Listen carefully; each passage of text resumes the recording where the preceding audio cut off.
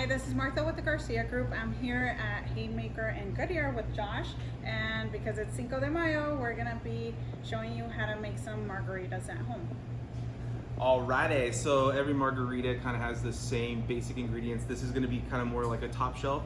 Got the Don Julio, got some Grand-Marnier, and the sweet and sour mix. So now the tequila goes in.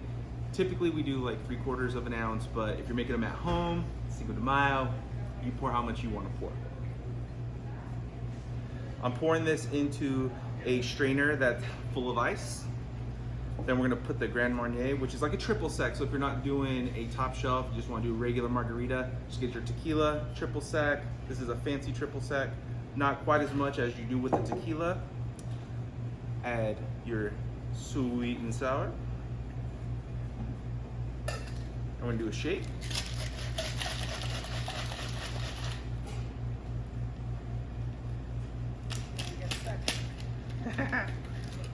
All right. We're just gonna pour it over some ice.